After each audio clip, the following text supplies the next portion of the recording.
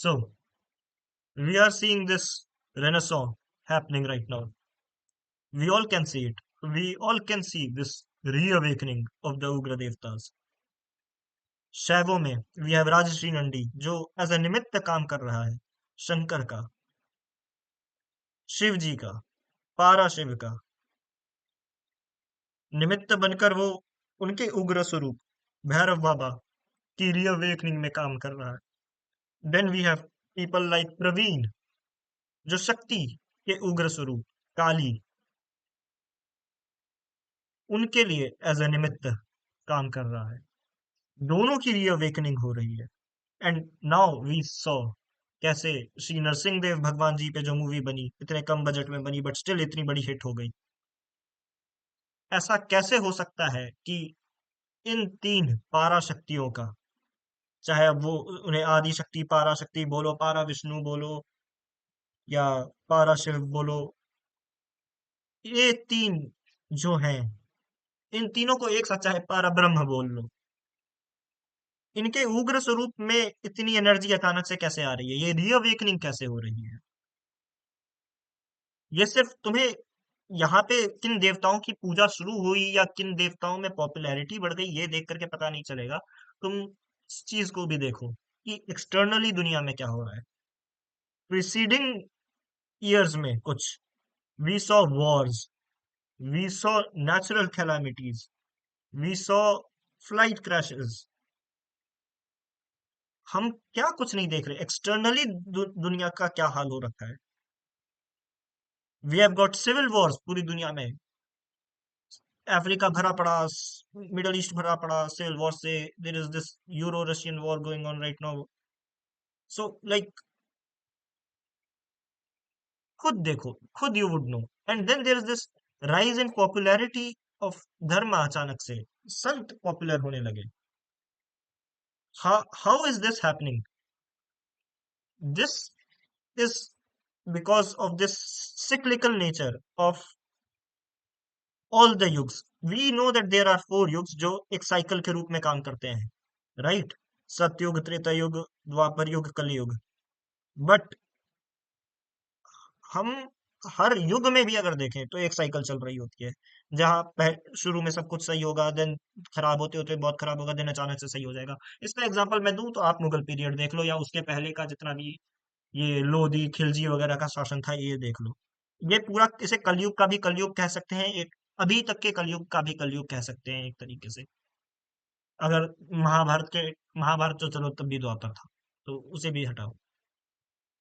इस टाइम पे ये मुगल, खिलजी, लोधी इन सब के टाइम पे धर्म का कितना नाश हुआ। मगर इसके बाद हमें क्या देखने को मिला? छत्रपति शिवाजी महाराज का मराठा एम्पायर, सिख एम्पायर, इन एम्पायर्स ने धर्म रक्षा की। यही यही चीज वापस होने वाली है। सिक्लिकल नेचर है ये। उनके बाद वापस से कौन आ गया? ब्रिटिश आ गया। ब्रिटिश के बाद आज के डेट पे जो है वो ब्रिटिश से कम नहीं है। वही वही ब्रिटिश आइडियल्स आज भी चल रही है, वही करप्शन आज भी चल रही है। क्षत्रियों के पास तो ताकत है ही नहीं। जब क्षत्रियों के पास भी अगर पूरी ताकत आ जाती है तो भी श्रीहरि को परशुराम अवतार लेना पड़ता है। आज के टाइम पे अगर पूरी शंकराचार्य जी के शब्दों में बोलूं तो वैकल्पिक क्षत्रिय हैं, और वो भी कितने करप्ट हैं। Beat any political party, there is this revolution coming जो वापस इस कलयुग के भी कलयुग को खत्म कर देगा और कुछ टाइम के लिए एक धार्मिक एनवायरनमेंट बना देगा। उसमें धर्म वापस ऊपर जाएगा और उसी की शुरुआत, क्योंकि ये रेवोल्यूशन वाली चीज अग्नि की तरह है, उसके लिए उग्र स्वरूपों की जरूरत होती है। इस वजह से उग्र स्वरूप वापस एक्टिव हो रहे हैं सारे के सारे। भैरव बाबा की पूजा में इतना इंटरेस्ट हो जाना अचानक से, काली माँ और तंत्र में इतना इंटरेस्ट हो जाना अचानक से, विष्णु भगवान की भी नरसिंह भगवान की एक मूवी का हिट हो जाना और उनकी पॉपुलैरिटी वापस बढ़ जाना, ये क्या दिखाता है? कि उग्र देवता राइज कर रहे हैं और एक्सटर्नल फैक्टर्स मैंने बता भी दिए। तो अब बेसिकली ये जो रेवोल्यूशन होगा ये करेंगे कौन? इन उग्र देवताओं के जो निमित्त हैं वही कराएंगे। और ये जो चैनल है, ये जैसे राजश्री नंदी भैरव बाबा का चैनल, भैरव बाबा का निमित्त बन के अपने चैनल के थ्रू प्रमोशन करा रहा है। प्रवीण काली माँ का निमित्त बन के काली माँ का काली माँ के री अवेकनिंग में काम कर रहा है। इस चैनल का एकलौता मकसद है, ये चैनल मेरा नहीं है, ये मैंने पूरा का पूरा अपने इष्ट को समर्पित कर रखा है। ये चैनल भी एक निमित्त है, एक निमित्त मात्र, और उससे ज्यादा कुछ नहीं। मगर जो रेवोल्यूशन आएगा उसके लिए साधक चाहिए, पॉलिटिकल सैनिक नहीं चाहिए, साधक चाहिए। हमें धर्म रक्षा करनी है। जैसे एक इंडियन सोल्जर के लिए जो फंडामेंटल दो चीजें हैं, वो है कि वो एक इंडियन हो और एक सोल्जर हो, तभी वो इंडियन सोल्जर बनेगा। अगर हम सोल्जर वाला पार्ट निकाल भी दें उससे, तो भी एक इंडियन में पोटेंशियल है कि वो एक सोल्जर बन सके, इंडियन इंडियन सोल्जर बन सके। वैसे ही हमें अगर धर्म रक्षा करवानी है, उसके लिए हमें धार्मिक सैनिक चाहिए। धार्मिक सैनिक में भी दो चीजें फंडामेंटल हो जाती हैं, पहला धार्मिक, दूसरा सैनिक।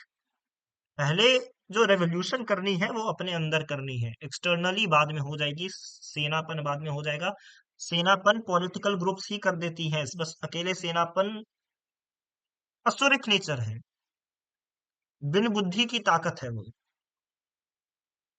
हमें वो नहीं चाहिए, हमें पहले अपने अंदर रेवोल्यूशन लाना होगा।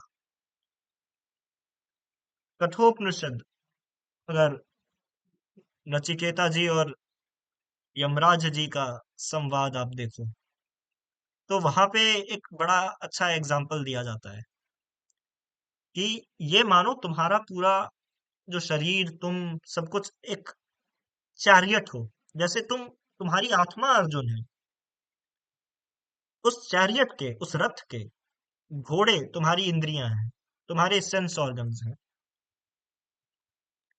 उस पे जो रस्सी बंधी है, जो कमान है घोड़ों की, वो तुम्हारा मन है। जो सारथी है वो तुम्हारा इंटेलेक्ट होना चाहिए। इंटेलेक्ट तुम्हारे मन से ऊपर है, your mind is not your intellect. Intellect कहाँ से आता है? Intellect is the purified version of the mind but is still different from the mind. Intellect is when your a part of your mind becomes so pure that it starts knowing what Hari wants it to do.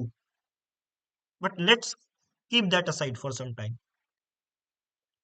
तुम्हारी आत्मा अर्जुन है, तुम्हारी आत्मा उस रथ पे बैठी हुई है, और जो पूरा रथ है वो तुम्हारा शरीर है। हमने इंटेलेक्ट के हाथ में, यानी हरि के हाथ में, कमान घोड़ों की दी ही नहीं है। किसी के हाथ में नहीं है कमान। तो जो घोड़े हैं, जो इंद्रियां हैं, वो ही तुम्हारे रथ को, तुम्हारे शरीर को जहां चाहे वहां ले जाती हैं। और अगर तुम घोड़ों के हिसाब से जाओगे तो कभी भी सही रास्ते पे पहुंच ही नहीं पाओगे। तुम्हें वो कमान जो है अपने अपने इंटेलेक्ट को, हरि को देनी होगी। और हरि को देने के लिए, इंद्रियों पे काबू करने के लिए, सबसे जरूरी चीज जो है वो है ब्रह्मचर्य। ब्रह्मचर्य लूजली ट्रांसलेट कर दो उसको सेलिबेसी में, और ज्यादा सिंपली कर देना है, सिंपल कर देना है उसको, तो नोफैप कर दो। तुम्हें अपनी इंद्रियों पे कंट्रोल रखना है, उसके बिना कुछ नहीं हो सकता। मगर लोगों में इतनी क्षमता नहीं है कि वो ब्रह्मचर्य का अच्छे से पालन कर सके। असल ब्रह्मचर्य तो बिल्कुल ही अलग है नोफैप से, उसमें कई सारी और चीजें आ जाती हैं। बट सिंपल नोफैप आज के टाइम पे लोग नहीं कर सकते। ये नोफैप बस शरीर के लिए नहीं है, ये तुम्हारे मन के लिए भी है, तुम्हारे तुम्हारी चित्त को प्योर करने के लिए है ये। इसके लिए आप सब, जिन्हें भी श्री नरसिंह देव भगवान जी की तरफ आकर्षण है, उनके लिए एक छोटी सी साधना मैं दे सकता हूँ। ये साधना आपके चित्त को प्योर करने के साथ साथ आपकी प्रोटेक्शन भी करेगी। और जैसे हालात बन रहे हैं आजकल एक्सटर्नल वर्ल्ड में, प्रोटेक्शन की भी जरूरत होगी। मंत्र में डिस्क्रिप्शन में लिख दूंगा। ये मंत्र प्रेमानंद महाराज का भी दिया हुआ है। उन्होंने भी अपने एक वीडियो में अपने शिष्यों को अपने एकांतिक वार्तालाप में, या जो लोग आते हैं उनका सुनने, उनको भी दिया था। मुझे भी मिला है, उनसे नहीं मगर मेरी अपनी गुरु माँ से। मगर इस मंत्र को करना करना मात्र आपके लिए एक शुरुआत का काम करेगा। मैक्सिमम साधक साधक ही नहीं है, अभी अभी तो कोई कुछ नहीं है, सब जमीन पे है। पहला जो जंप होता है उड़ने का, वो जंप प्रोवाइड करेगा। एक आसन लेना है, कोई साफ सुथरी प्योर जगह हो, उस आसन में, आसन को लगाओ, वहां बैठो। थोड़ा गंगा जल है तो गंगा जल अपने ऊपर स्प्रिंकल करो, आसपास स्प्रिंकल करो, आसन पे स्प्रिंकल करो। एक दिया लो, घी का हो तो अच्छा है, जलाओ। और 108 बार उस मंत्र को करना जो मंत्र मैं डिस्क्रिप्शन में दे रहा हूँ, हर दिन, बिना चूक। चाहे कहीं भी जाओ, कहीं भी हो, हर दिन बिना चूक इसे करो। थर्सडे और सैटरडे तो ज्यादा ही कर सकते हो, नॉर्मल डेज पे 108 बार एटलीस्ट करना। और थर्सडे और सैटरडे तो 108 × 9 बार ही कर दो उसको, बहुत फायदा पहुंचेगा। हम लोगों को सिर्फ धर्म रक्षक नहीं बनना, धर्म रक्षा हमें वैष्णव पद्धति से करनी है। मगर अब इसमें बात आएगी कि ये राजश्री नंदी और प्रवीण क्या कर रहे हैं, और क्या ये तीन सेनाएं अलग हैं, तीन ग्रुप्स अलग हैं? ऐसा बिल्कुल नहीं है। इवन मुझे नहीं पता कि इसका फ्यूचर कैसे जाएगा। मैं फ्यूचर प्रेडिक्ट नहीं करता, मगर या तो वो दोनों अपने साधना के थ्रू, वो और उनके फॉलोअर्स अपने साधना के थ्रू नरसिंह सेना को सपोर्ट करेंगे, या तीनों ही मिलकर के एक दिन कभी ऐसा समय आएगा जब तीनों खुशी से मिलकर के अपनी एक सेना, एज अ मासेस वाली सेना बना देंगे। मगर ये सब तो बात की बात, पहली लड़ाई तो हमारी अपने अंदर से है, क्योंकि तुम्हारे अंदर ही अभी एक असुर बैठा है, कली पुरुष। उसको मारना ज्यादा इंपॉर्टेंट है। पहले उसे तो मारो, फिर बाहर जाना। अगर एक चीज होती है नॉर्मल पूजा पाठ करना, मंदिर में जाकर के अपना कुछ टाइम पे कर लिया, 3-4 दिन में एक बार चले गए, हफ्ते में एक बार चले गए। हमें तो ये नहीं करना ना, हमें तो भगवान की लीला में पार्टिसिपेट करना है। वो एक साधक ही कर सकता है, वो उपासक ही कर सकते हैं। उसके लिए एक डिसिप्लिन चाहिए लाइफ में। सुबह ब्रह्म मुहूर्त से पहले उठ जाना, नहा करके, अगर वो तो प्रॉपर ब्राह्मण वाला त्रिकाल संध्या अलग ही चीज है, वो तो आज के डेट पे मैं किसी से एक्सपेक्ट करता भी नहीं। मगर अच्छा, एक और प्रश्न आएगा कि ठीक है, मगर हमारी फिलोसॉफी क्या है, हम वैष्णवों में किन को फॉलो करें? हम श्री नरसिंह भगवान के भक्त हैं, तो श्री नरसिंह भगवान का एक नेचर है ना ये, कि ना इधर ना उधर, ना दिन ना रात, ना जीव ना इंसान, ना हथियार ना बिना हथियार। इसी नेचर को मेंटेन करके एक दर्शन रखता है, जो श्री रामानुजाचार्य जी का दिया हुआ दर्शन है, पॉपुलराइज किया हुआ दर्शन है। चला तो वो बहुत पहले से आ रहा है, विशिष्ट अद्वैत। जिस दर्शन को श्री रामानुज संप्रदाय और श्री वैष्णव संप्रदाय के लोग मानते हैं, हमें भी उसी दर्शन के अकॉर्डिंग चलना है। अब वो दर्शन क्या है, वो स्पेसिफिक श्री वैष्णवों की, श्री रामानुज संप्रदाय के लोगों की अपनी अलग चैनल्स हैं, उनके लिंक्स मैं डाल दूंगा डिस्क्रिप्शन में, वहां से एक्सप्लोर कर लेना आप। बाद में अगर मुझे ऐसा लगा कि एक बिल्कुल ही सिंपल वीडियो बना करके दे देना जो क्रक्स समझा दे श्री रामानुज संप्रदाय की, या विशिष्ट द्वैत के दर्शन की, विशिष्ट द्वैत के वेदांतिक दर्शन की, तो मैं वो बना दूंगा। मगर अभी तो पता नहीं। अभी डिस्क्रिप्शन में जो जिस चैनल की मैं लिंक डालूंगा, वो लोग more than very high level Shri Vaishnav हैं। उनकी videos would teach you all way more than mine. मगर मेरा काम श्री वैष्णव संप्रदाय में क्या हो रहा है या विशिष्ट अद्वैत क्या है, ये समझाना नहीं है। मेरा काम एक निमित्त मात्र है। इस इस सेना को बनाना है।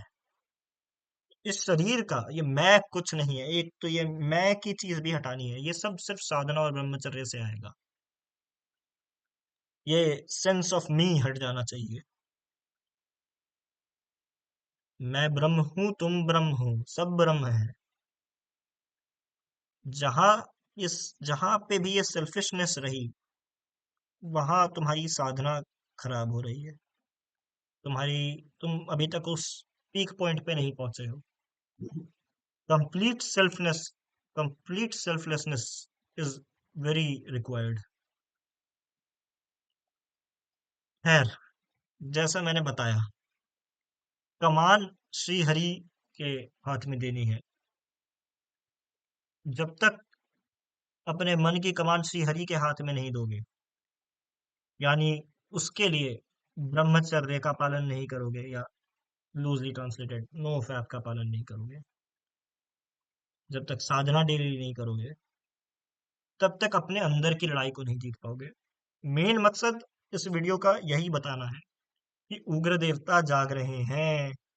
जिनको भी लीला में पार्टिसिपेट करना है, जिनमें जिनकी जिनके मन में ये भगवान ने थोड़ा सा स्पार्क डाल दिया है, हम सब जो नरसिंह सेना में अपने आप को देखना चाहते हैं, सबका पिछले जन्मों में नरसिंह भगवान से कुछ ना कुछ कनेक्शन रहा होगा। उनकी उपासना करते होंगे, साधना करते होंगे। अब वो जो स्पार्क है, उससे ही पूरी अग्नि प्रज्वलित करके आग से जला देना है सब कुछ। उसके लिए पहले हमें खुद से लड़ना होगा। डिस्क्रिप्शन में साध जो मंत्र है वो, और उसे करने की पद्धति दोनों दे दूंगा। अगली वीडियो मुझे नहीं पता किस चीज पे होगी, मोस्ट प्रोबेबली विशिष्ट अद्वैत पे ही होगी, उसके एक क्रक्स पे। But still I would suggest कि मैं जिस विशिष्ट अद्वैत के चैनल की लिंक अपने डिस्क्रिप्शन में डालूंगा,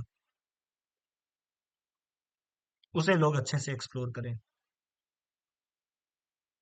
क्योंकि मेरे हिसाब से विशिष्ट अद्वैत और श्री नरसिंह देव भगवान जी दोनों एक साथ ही चलते हैं। जय श्री लक्ष्मी नरसिंह देव।